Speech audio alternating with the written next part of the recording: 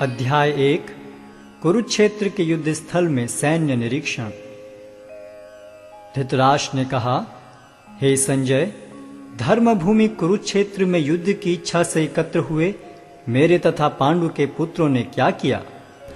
संजय ने कहा, हे राजन, पांडु पुत्रों द्वारा सेना की व्यूह रचना देखकर राजा दुर्योधन अपने गुरु के पास गया और उसने ये शब्द कहे, हे आचार्य, पांडु पुत्रों की विशाल सेना को देखें, जिसे आपके बुद्धिमान शिष्य द्रुपद के पुत्र ने इतने कौशल से व्यवस्थित किया है। इस सेना में भीम तथा अर्जुन के समान युद्ध करने वाले अनेक वीर धनुर्धर हैं, यथा महारथी युयुधान, विराट तथा द्रुपद। इनके साथ ही धृष्टकेतु, चेकितान, काशीराज, पुरुजित, कुंतीभोज तथा शैब्य जैसे महान शक्तिशाली योद्धा भी हैं। पराक्रमी युधामन्यु, अत्यंत शक्तिशाली उत्तमौजा, सुभद्रा का पुत्र तथा द्रौपदी के पुत्र, ये सभी महारथी हैं। किंतु हे ब्राह्मण श्रेष्ठ, आपकी सूचना के लिए मैं अपनी सेना के उन नायकों के विषय में बताना चाहूँगा जो मेरी सेना को संचालित करने में विशेष रूप से निपुण हैं। मेरी सेना में स्वयं आप, भीष्म, कर्ण, कृपाचार्य, अश्वत्थामा, विकर्ण तथा सोमदत्त का पुत्र भूरिश्रवा आदि हैं, जो युद्ध में सदैव विजयी रहे हैं। ऐसे अनेक वीर भी हैं जो मेरे लिए अपना जीवन त्याग करने के लिए उद्यत हैं।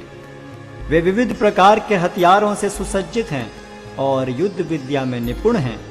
हमारी शक्ति अपरिमेय है और हम सब पितामह द्वारा भली भांति संरक्षित हैं, जबकि पांडवों की शक्ति भीम द्वारा भली भांति संरक्षित होकर भी सीमित है। अतएव सैन्य व्यूह में अपने अपने मोर्चों पर खड़े रहकर आप सभी भीष्म पितामह को पूरी सहायता दें। तब कुरुवंश के वयोवृद्ध परम प्रतापी एवं वृद्ध पितामह ने सिंह गर्जन किसी ध्वनि करने वाले अपने शंख को उच्च स्वर में बजाया, जिससे दुर्योधन को हर्ष हुआ। तत्पश्चात शंख, नगाड़े, बिगुल, तुरही तथा सिंह सहसा एक साथ बज उठे। वह समवेत स्वर अत्यंत कोलाहलपूर्ण था। दूसरी ओर से श्वेत घोड़ों द्वारा खींचे जाने वाले विशाल रथ पर आसीन कृष्ण तथा अर्जुन ने अपने अपने दिव्य शंख बजाए। भगवान कृष्ण ने अपना पांचजन्य शंख बजाया, अर्जुन ने देवदत्त शंख तथा अति भौजी एवं अति मानवीय कार्य करने वाले भीम ने पौंड्र नामक भयंकर शंख बजाया। हे राजन, कुंती पुत्र राजा युधिष्ठिर ने अपना अनंत विजय नामक शंख बजाया तथा नकुल और सहदेव ने सुघोष एवं मणिपुष्पक शंख बजाए।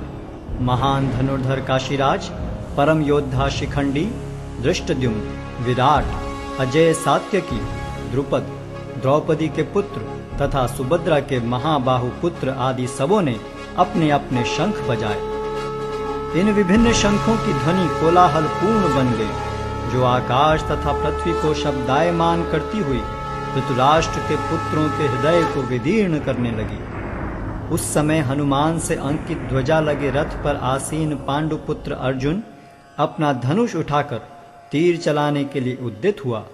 हे राजन, धृतराष्ट्र के पुत्रों को व्यूह में खड़ा देखकर अर्जुन ने श्री कृष्ण से ये वचन कहे। अर्जुन ने कहा, हे अच्युत, कृपा करके मेरा रथ दोनों सेनाओं के बीच ले चलें, जिससे मैं यहाँ उपस्थित युद्ध की अभिलाषा रखने वालों को और शस्त्रों की इस महान परीक्षा में जिनसे मुझे संघर्ष करना है उन्हें देख सकूं। मुझे उन लोगों को देखने दीजिए जो यहाँ पर धृतराष्ट्र के दुर्बुद्धि पुत्र दुर्योधन को प्रसन्न करने की इच्छा से लड़ने के लिए आए हुए हैं। संजय ने कहा, हे भरतवंशी, अर्जुन द्वारा इस प्रकार संबोधित किए जाने पर भगवान कृष्ण ने दोनों दलों के बीच में उस उत्तम रथ को लाकर खड़ा कर दिया। भीष्म, द्रोण तथा विश्व भर के अन्य समस्त राजाओं के सामने भगवान ने कहा कि हे पार्थ, यहाँ पर एकत्र सारे कुरुओं को देखो। अर्जुन ने वहां पर दोनों पक्षों की सेनाओं के मध्य में अपने चाचा ताऊओं, पितामहों, गुरुओं, मामाओं, भाइयों, पुत्रों, पौत्रों, मित्रों, ससुरों और शुभ चिंतकों को भी देखा। जब कुंती पुत्र अर्जुन ने मित्रों तथा संबंधियों की इन विभिन्न श्रेणियों को देखा तो वह करुणा से अभिभूत हो गया और इस प्रकार बोला। अर्जुन ने कहा, हे कृष्ण, इस प्रकार युद्ध की इच्छा रखने वाले अपने मित्रों तथा संबंधियों को अपने समक्ष उपस्थित देखकर मेरे शरीर के अंग कांप रहे हैं और मेरा मुख सूखा जा रहा है। मेरा सारा शरीर कांप रहा है, मेरे रोंगटे खड़े हो रहे हैं, मेरा गांडीव धनुष मेरे हाथ से सरक रहा है और मेरी त्वचा जल रही है। मैं यहाँ अब और अधिक खड़ा रहने में असमर्थ हूँ। मैं अपने को भूल रहा हूँ और मेरा सिर चकरा रहा है। हे कृष्ण, मुझे तो केवल अमंगल के कारण दिख रहे हैं। हे कृष्ण, इस युद्ध में अपने ही स्वजनों का वध करने से न तो मुझे कोई अच्छाई दिखती है और न मैं उससे किसी प्रकार की विजय, राज्य या सुख की इच्छा रखता हूँ। हे गोविंद, हमें राज्य, सुख अथवा इस जीवन से क्या लाभ, क्योंकि जिन सारे लोगों के लिए हम उन्हें चाहते हैं वे ही इस युद्ध भूमि में खड़े हैं। हे मधुसूदन, जब गुरुजन, पितृगण, पुत्रगण, पितामह, मामा, ससुर, पौत्रगण, साले तथा अन्य सारे संबंधी अपना अपना धन एवं प्राण देने के लिए तत्पर हैं और मेरे समक्ष खड़े हैं, तो फिर मैं इन सब को क्यों मारना चाहूंगा, भले ही वे मुझे क्यों न मार डालें। हे जीवों के पालक, मैं इन सबों से लड़ने को तैयार नहीं, भले ही बदले में मुझे तीनों लोग क्यों ना मिलते हों। इस पृथ्वी की तो बात ही छोड़ दें। भला धृतराष्ट्र के पुत्रों को मारकर हमें कौन सी प्रसन्नता मिलेगी। यदि हम ऐसे आतताइयों का वध करते हैं तो हम पर पाप चढ़ेगा। अतः यह उचित नहीं होगा कि हम धृतराष्ट्र के पुत्रों तथा उनके मित्रों का वध करें। हे लक्ष्मीपति कृष्ण, इससे हमें क्या लाभ होगा और अपने ही कुटुंबियों को मारकर हम किस प्रकार सुखी हो सकते हैं। हे जनार्दन, यद्यपि लोक से अभिभूत चित्त वाले ये लोग अपने परिवार को मारने या अपने मित्रों से द्रोह करने में कोई दोष नहीं देखते, किंतु हम लोग जो परिवार के विनष्ट करने में अपराध देख सकते हैं, ऐसे पाप कर्मों में क्यों प्रवृत्त हों।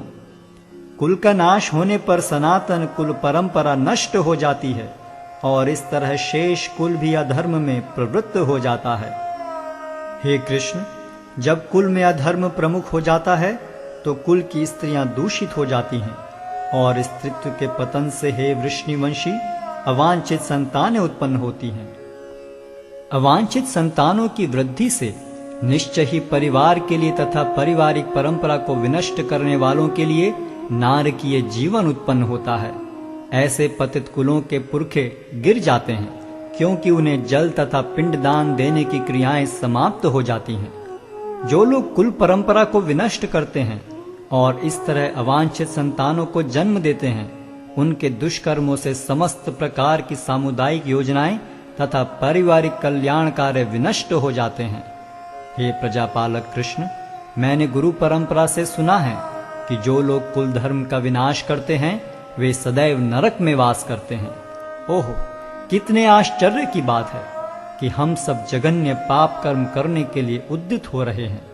राज्य सुख भोगने की इच्छा से प्रेरित होकर हम अपने ही संबंधियों को मारने पर तुले हैं। यदि शस्त्रधारी धृतराष्ट्र के पुत्र मुझ निहत्थे तथा रणभूमि में प्रतिरोध न करने वाले को मारें तो यह मेरे लिए श्रेयस्कर होगा।